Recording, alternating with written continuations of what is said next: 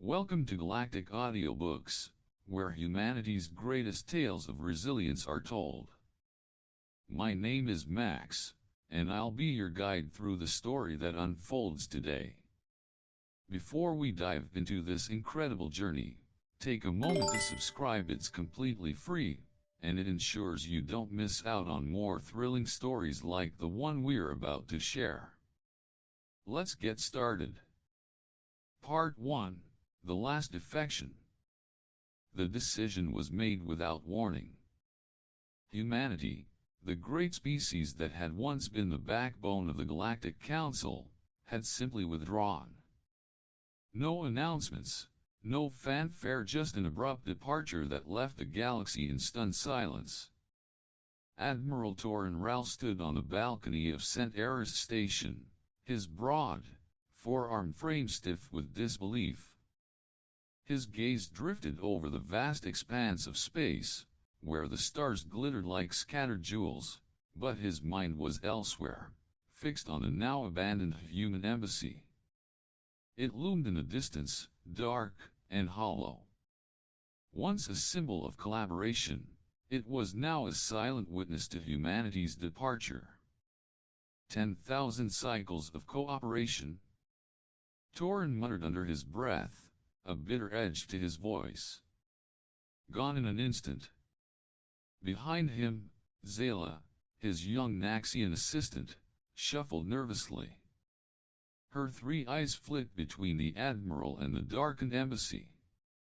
Admiral, the humans have shut down all trade routes. Their colonies across the Zenith sector have gone silent. Communications have been severed. Jump gates are locked. It's as if they've disappeared. Zayla's voice wavered, full of unease. Vanished. Torin scoffed, his sharp, angular face twisting in disbelief. 300 billion humans don't just vanish, Zayla. They are planning something. They always are. Torin had seen the signs. The growing unrest among humans had been undeniable for decades. Frustration had simmered beneath the surface, especially after the Council's vote to deny them access to the coveted Proxima technology. That vote, that single act of arrogance, had been the final straw. The humans had had enough. What's the Council saying about this? Torin asked, his voice colder now as he turned to face Zayla, his two secondary arms crossing tightly in front of him. Zayla hesitated for a moment before speaking. They are celebrating, sir. High Chancellor Vox Lumina declared it a day of galactic harmony. She winced as she said it, knowing it was a shallow, empty declaration in the face of the Council's true predicament. Torin's lips curled in disdain. Fools, he spat. They don't understand. The humans were our shields, Zayla. Now. His voice trailed off, the weight of the realization sinking in. Shields? Zayla blinked, confusion clouding her expression. Torin sighed deeply, his eyes narrowing as he recalled the past. You don't remember the First Hive War, do you? Zayla shook her head, her antennae twitching in curiosity. Torin's voice grew heavy with the weight of history. Before the humans joined the Council, we were losing entire star systems to the Raxian hives. Their insectoid ships were relentless, tearing through our fleets, bombarding planets until they were nothing but ash.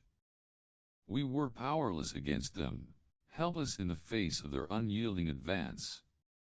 The hollow screen behind Torin flickered to life, showing the devastating footage. Massive Raxian ships, their metallic exoskeletons glistening, ripped through planetary defenses with terrifying ease. Planets burned, their cities turned to cinders. Torin's jaw tightened as he continued. But then the humans came. He gestured to the screen, showing smaller, angular human ships, crude by the galaxy's standards, but undeniably effective. They fought with chaos. Their tactics were irrational, unpredictable, but they worked. They pushed back the hives with nothing more than sheer will and raw innovation. Zala watched the footage, wide-eyed, as human ships clashed with Raxian vessels in what appeared to be pure chaos.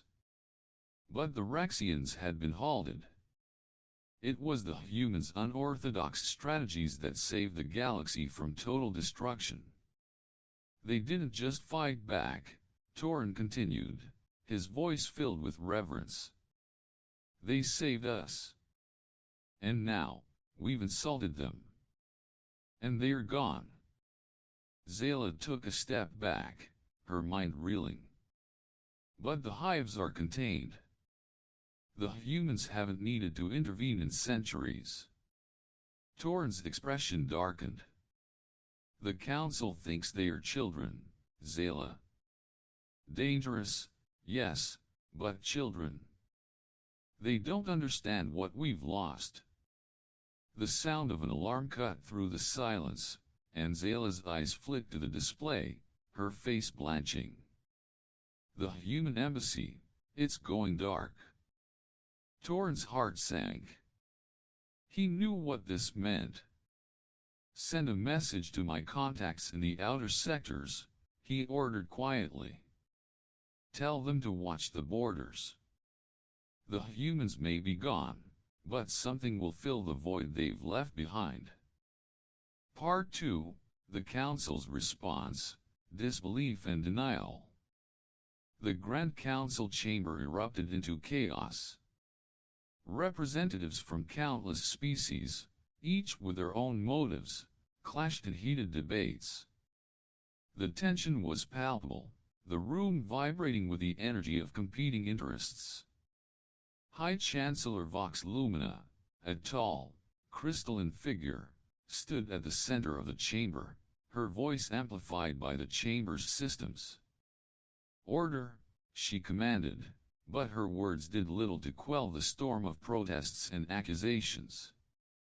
The human withdrawal is not a crisis, Vox Lumina declared, her tone dripping with artificial confidence.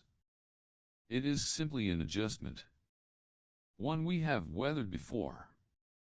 Torn remained seated in the military section, his face hard as stone, his arms crossed tightly across his chest. He wasn't convinced. Not in the slightest. Not a crisis. Trade Minister Threx sneered, his reptilian snout flaring with disdain. Their departure has caused economic collapse in 17 sectors. Entire markets have failed. My people's currency has lost 40% of its value in 3 days. Vox Lumina waved off the concerns with a dismissive flick of her hand. Temporary fluctuations, she said, her voice indifferent. Dismissed? Torn clenched his fists beneath the table, his jaw tightening. They were blind. The council still didn't grasp the true scale of the situation. The humans were gone, and that void was already being filled by something far more dangerous. General Ulick, Torn asked, his voice cutting through the noise, what about defense? Who will patrol our borders now? Ulick, a massive bovine-like creature with thick, muscled limbs, slammed his fist down on the table. We'll handle it ourselves, he grumbled. The human fleets were wasteful. We'll consolidate resources and optimize our defense strategies. Optimize? Torn repeated, his voice dripping with disbelief. The humans saved your planet during the Hive incursion of 2478. You think you can replace them? The room erupted into shouting. Torn stood, his posture imposing as he faced the chaos around him. His voice was sharp and commanding as he spoke, his words cutting through the argument like a blade. "We're in more danger than any of you realize. The humans are gone, but the void, it's coming." Part 3, The First Signs, An Unseen Enemy. As the days passed, the galaxy's fate seemed to hang in the balance. The once stable borders of the Galactic Council were now under attack. Torrens' heart grew heavy with every passing moment as the reports from the outer regions became darker. The long-range scanners, once reliable, now flickered with strange, irregular energy readings. Something was moving through the galaxy, something massive, and something different. The signatures were unlike anything the Council had ever encountered. Torrens stood at the observation window of St. Eris Station, staring out into the void. The stars twinkled peacefully, oblivious to the storm brewing at the edges of their light. It was the silence before the storm, and Torrens could feel it deep in his bones. Something had changed. The humans had known it. That's why they had left. But the rest of the galaxy, they were still blind. The human withdrawal wasn't just political, Torrens murmured, his voice filled with frustration. It was strategic. They knew something we didn't. Something dangerous. Behind him, Zayla, her face pale, stood frozen in place, her eyes glued to the flashing terminal. The flickering red lights bathed her face in a harsh glow, adding a sense of urgency to the already tense atmosphere. A sudden alarm blared, cutting through the silence, the shrill noise seizing Torrens' attention. "Unusual activity in the Percus void," Zayla reported, her voice tight with fear. "Multiple outposts are going dark." Torrens' heart skipped a beat. The Percus void, a region that had been a quiet backwater for centuries, was now the epicenter of an unsettling anomaly. Zayla's fingers trembled as she worked the console, bringing up the data. The readings were perplexing. No patterns. No matches. The energy signatures didn't fit any known profile from the Council archives. They were chaotic, unpredictable, alien. The kind of raw power that had been dormant for eons, waiting for a catalyst to awaken. Torrens leaned closer, his eyes narrowing as he studied the data. His voice dropped, low and serious. "Whatever this is, it's not from our galaxy. It's something else. Something worse." He felt the weight of those words settle in his chest. This was not just a border skirmish. This was an existential threat. The galaxy had been blind, arrogant. They had disregarded the humans' warnings, and now it was too late. Part 4, The Human Return, The Unknown Vessel. The council chamber was in full-blown chaos. A cacophony of alien voices filled the air, shouting, demanding answers, pointing fingers. The council, once united under the shared ideals of peace and prosperity, was now a fractured, desperate mess. News of the mysterious forces attacking the borders had spread like wildfire, and fear gripped every corner of the galaxy. Torrens had left the chamber, his patience worn thin by the endless squabbling.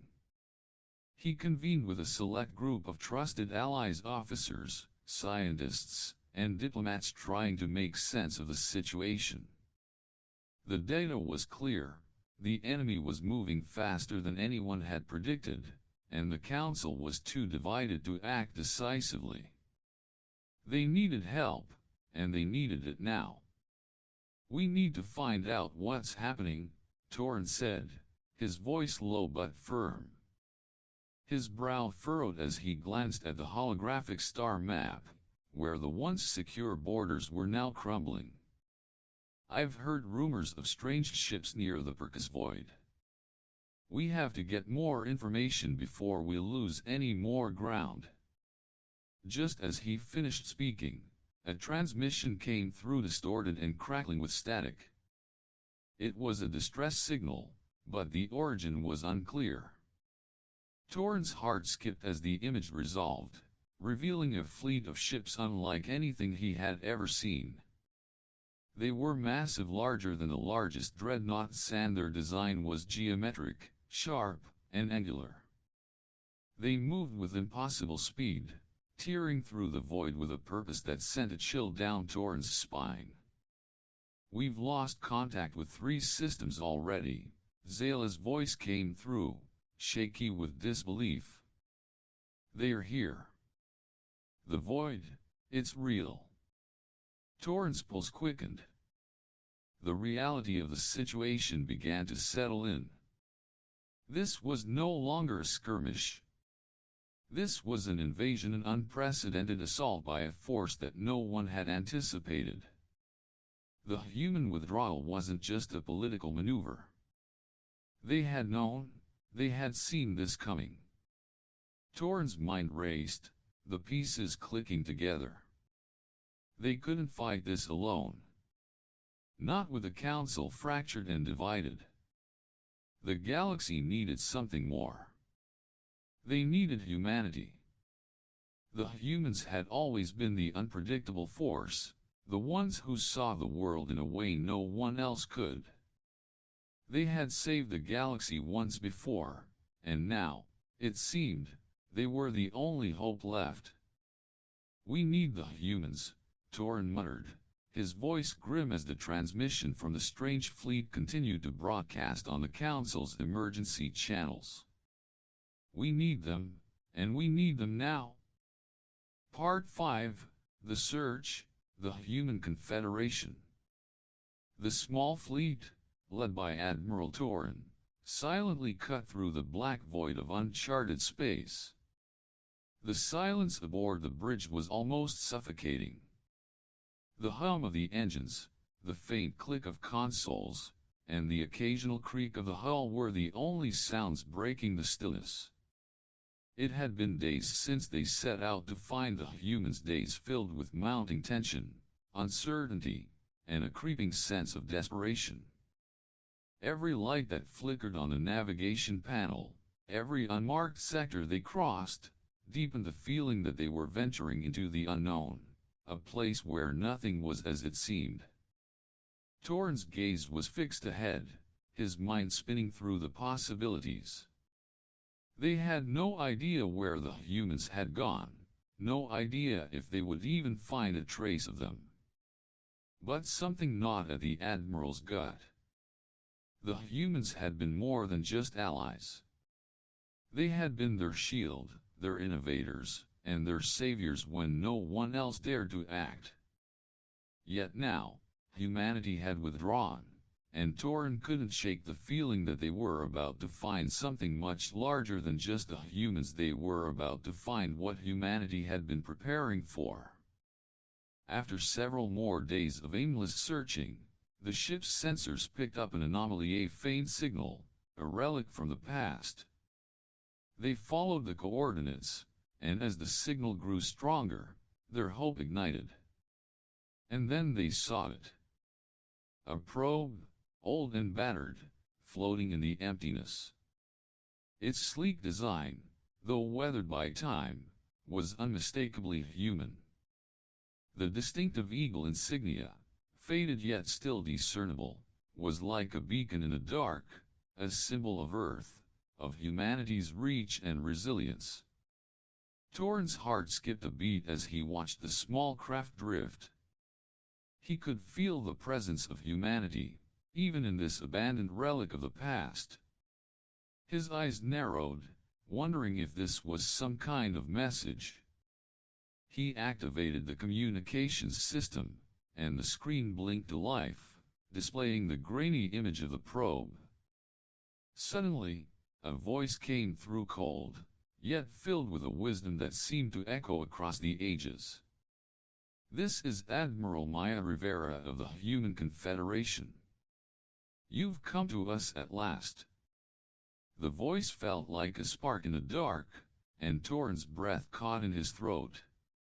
He couldn't believe that Maya Rivera, one of humanity's best officers during the Hive Wars, a strategist whose brilliance had saved the galaxy more than once. Torren leaned forward, his voice low with reverence. "Admiral Rivera, you were one of our best officers during the Hive Wars." A figure appeared on the screen, and Torrens saw her, Maya Rivera, her features stern yet calm. There was no sign of the young officer he once knew. This woman was hardened by time and battle, but the fire in her eyes was unmistakable. "It's been a long time, Admiral," Maya replied, her tone steady. "But you've come to the right place. The galaxy is facing an extinction-level threat, and the Council is blind to it. We didn't abandon you. We were simply preparing for what's coming." Torren felt a chill run through him. "Preparing? What is it you know, Maya?" Her gaze softened briefly, and then the full weight of her words settled into his chest. "You'll see soon enough. But I must warn you, Torren, what's coming isn't something the Council can stop. It's something we were waiting for." Part 6, The Return, The Human Response. Moments later, a new wave of tension swept through Torren's fleet as Maya's ship emerged from the darkness. It was massive. Unlike any ship the Council had ever seen, its design was an enigma, organic, asymmetrical, and yet perfectly streamlined, as if it were grown rather than built. The ship moved with an eerie, otherworldly grace, defying every known law of physics. Its surface shimmered with a strange energy that didn't belong to the Council's conventional understanding of technology. Behind it, Maya's fleet followed in formation, dozens of ships, each one a marvel of engineering and design, yet all clearly built for war. Their sleek, angular forms contrasted sharply against the aging ships of Torren's fleet. The sheer scale and complexity of the human vessels left him speechless. The transmission from Maya's fleet hit every Council channel, cutting through the chaos of the Galactic Council's communications. The footage was breathtaking: human ships engaging the enemy forces at the Percus Void, their movements smooth and synchronized, almost like a dance. The invader ships, with their massive, imposing structures, were torn apart with unthinkable precision. It was a battle unlike anything the galaxy had ever witnessed. Torren watched in awe as human vessels moved with an almost intuitive understanding of the battlefield, attacking with methods and strategies that seemed to defy logic and physics. Their weapons, their maneuvers, everything was different. The invaders, once thought unstoppable, were being sliced apart like paper before a sharp blade. "That's what you've been preparing for?" Torren whispered, unable to hide his awe. Maya's voice came through once more, calm yet carrying an unmistakable weight of authority. "We warned you. We warned the Council. Now, it's time for you to decide. Will you fight with us, or will you fall with the Council?" The weight of those words hit Torren with the force of 1,000 impacts. The decision before him was monumental. Humanity was no longer just an ally. They were the key to survival. It was no longer about politics, or the fragile alliances of the Council. The galaxy's future rested on this one choice. "Fight with us, Torren," Maya's voice continued. "The enemy is relentless, but together, we can stop them." Torren stood in silence for a moment, his mind racing. He had seen the horrors of the First Hive War. He had witnessed the strength of humanity in battle. And now, in this moment, as he looked at the immense power of Maya's fleet, he knew one thing for sure: humanity wasn't just a force to be reckoned with. They were the only force capable of saving the galaxy from the storm that was coming. "We fight with you, Maya," Torin finally said, his voice resolute. "We fight with humanity?" The galaxy had fallen to its knees. But in the face of extinction, humanity rose, and with it, hope. Part 7, The Final Stand, The Battle for the Galaxy. The stars had never seemed so distant. The battle raged across the galaxy, but for the first time in centuries, the Council forces stood with renewed resolve, not because of political unity, but because of the force humanity had brought back into the fight. Maya's fleet, a towering presence in the void, had arrived with a storm of 1,000 suns, and their ships, sleek and powerful, tore through the invader lines with ruthless precision. Torin watched from the bridge of his command ship, his knuckles white against the cold metal railing. His gaze was locked on the unfolding chaos outside, ships falling, explosions tearing apart the dark expanse. But this time, the invaders weren't winning. Humanity's return had changed the tide of battle. Their ships moved like lightning, darting through the void with an agility and unpredictability that the invaders couldn't match. The enemy, with their imposing structures and seemingly invincible technology, were relentless.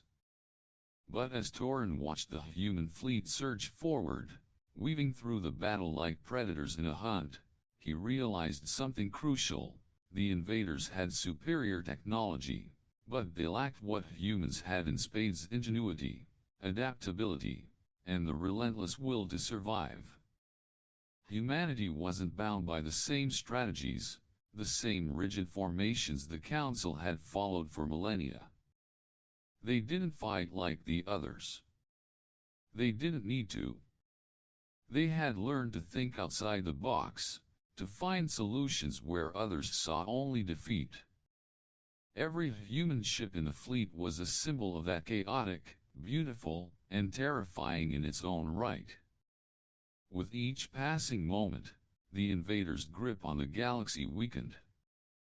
The Council ships, once hesitant, now moved with newfound purpose, following the lead of the human vessels. For the first time in ages, there was no division. There was no squabbling over resources or territories. There was only the shared goal: survival. Torin watched as Maya's flagship, a hulking behemoth of unimaginable design, cut through the heart of the enemy's formation. It was clear now. The humans had been right all along. They weren't just a force to be reckoned with, they were the last, best hope the galaxy had. And as the enemy ships began to falter, retreating into the darkness from which they had emerged, Torin knew one thing for certain: the galaxy was not going to fall. Not today. Not while humanity stood with them. Part 8, Epilogue, A New Dawn. The Council chamber was eerily quiet, the hum of the ambient energy systems the only sound. Delegates from every corner of the galaxy were seated in tense silence. The decision had been made. The Council, once a symbol of unity, had finally understood the truth that humanity had seen for so long: the galaxy needed them. Torin sat quietly in the back, his hands resting on the table, his mind still on the battle they had just fought. The war was over, but the cost had been steep. Entire fleets had been lost, planets reduced to rubble. But there was something else, something more than just survival. There was a sense of renewal, a sense that the galaxy was standing on the precipice of a new era. For the first time in history, the Council had voted unanimously. Humanity would lead the charge against the invaders, and they would rebuild what had been lost. The galaxy would survive, but only because humanity had finally chosen to fight for it, to fight for everyone. Torrin stood on the bridge of his ship, his eyes tracing the stars outside. They were no longer the distant lights in the sky, but symbols of hope. As his fleet sailed through the calm of post-war space, he couldn't help but feel the weight of what had been accomplished. The galaxy had been saved, but the victory had come at a price. He knew the Council would never be the same. It couldn't be. Humanity had proven its worth not just as allies, but as leaders. They had stepped in when no one else had, refusing to let the galaxy fall into darkness. They had been underestimated for so long, but now, the galaxy knew who held the future in their hands. The galaxy had been saved. But it was no longer the Council that would rule. It was humanity, those who had once been scorned, once seen as the unpredictable wild cards of the galaxy. Now, they were the true rulers, the saviors of all life, from the smallest moon to the farthest star. And Torrin, standing on the bridge of his ship, knew this was only the beginning.